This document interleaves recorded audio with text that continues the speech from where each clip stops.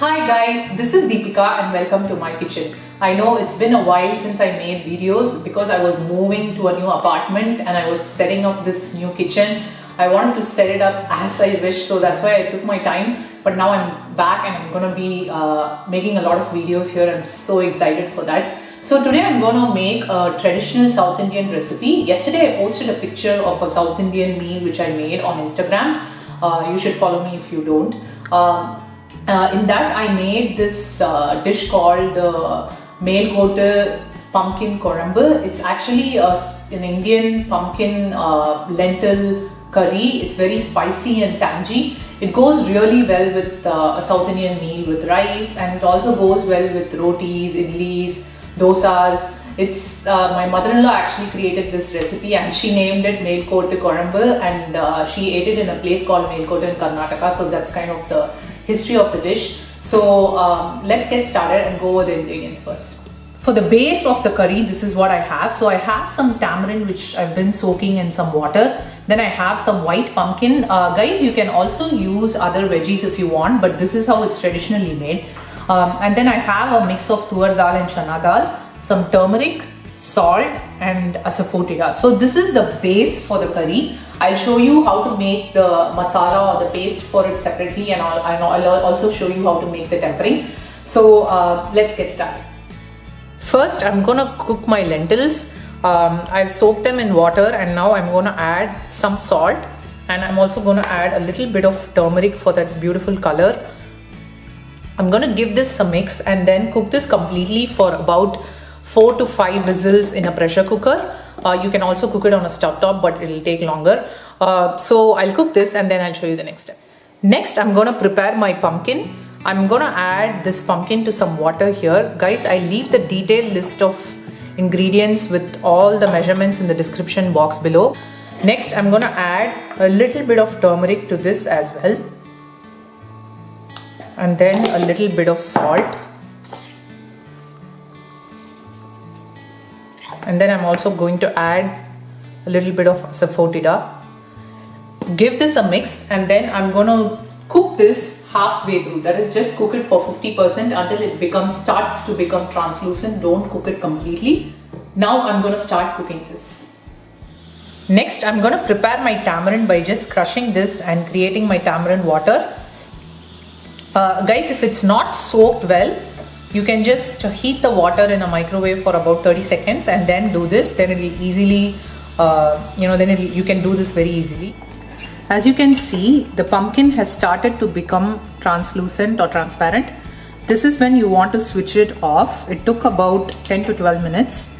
My dal is also cooked and then my tamarind water is also ready, as you can see. So now let's make the paste for the sambhar. For the masala, first I'm going to add some spices to this pan here, then roast it, and then I'll make a paste out of it. So first I'm going to add 1/4 teaspoon of Methi seeds. I'm adding about 6 dry red chillies. I'm adding another 1/4 teaspoon of black pepper. I'm going to add 2 tablespoons of Dhaniya or coriander seeds, 1 tablespoon of Chana dal, 1/4 teaspoon of Urad dal. First, I'm going to dry roast all of these for a few minutes until they become nice and golden brown. And then I'm going to add 1/4 cup of shredded fresh coconut to this and then roast that as well. I'm roasting this in a medium to low flame. Make sure that these don't burn. It needs to just be in golden brown. Now you can see this is beautifully golden brown. Now I'm going to transfer this to a blender and then roast my 1/4 cup of coconut in this. I'm going to add a little more than 1/4 cup of shredded fresh coconut to this. Then I'm going to roast this until it's nice and golden brown. Guys, this needs to be really golden to dark brown because the flavor of that smoked coconut is going to add a lot of flavor to the entire dish. So I'll roast this and then we'll add this to the blender as well. Now you can see the coconut is turning from golden brown to dark brown. So this is when I'm going to switch off my flame. And now I'm going to transfer this to my blender. I'm going to make a nice coarse to smooth paste from this mixture. And for making the paste, I'm going to use this water which I drained from the pumpkin. Guys, don't waste any of that water. All of that is flavor. So I'm just going to use this water to make my paste, and then I'll show you the next step. While I'm making my paste, I switched on the heat again for the pumpkins, and then I'm going to add my tamarind water to this. Give this a mix and let this boil until the raw smell of the tamarind goes away a bit. Now my tamarind water boiled for like 10 minutes and it started leaving its raw flavor. Now I have my dal here, which I have mixed some water with, and I tried to smash it a little bit. So now I'm gonna add this, my water.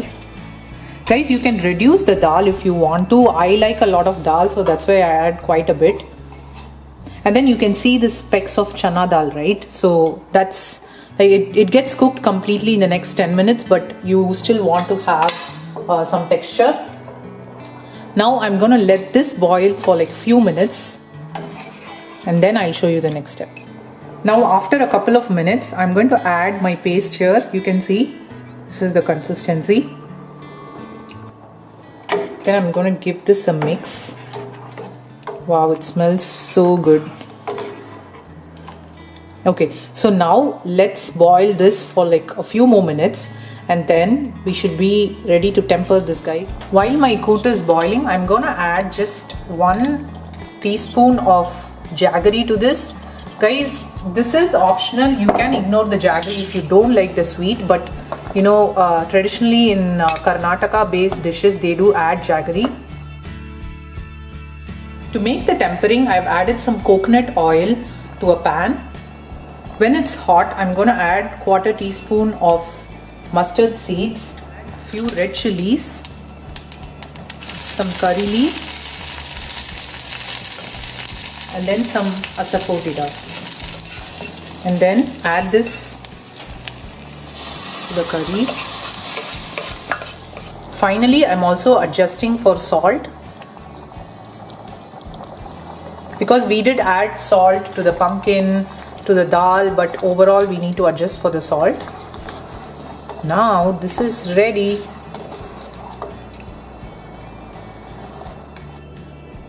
My kootu is ready. It smells so good. You can still see that, you know, there is some chana dal which still retains its texture, and then the pumpkin is still retaining its texture, but it's completely cooked, and it smells so good in here. So I'm going to taste this.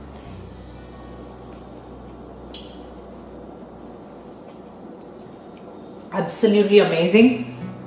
It's the perfect spiciness or the heat from those chilies, and the perfect salt, and you don't even taste the jaggery or the sweetness. Actually, it's so good.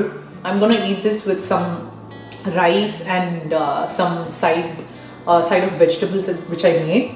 I hope you guys make this and let me know how it turns out. Do subscribe to my channel and give this video a thumbs up if you like this. Follow me on Instagram and Facebook. It's Deepika's Kitchen on both. And I'm so excited to be back, and I'll see you again in another episode with an exciting video. Until then, take care. Bye bye.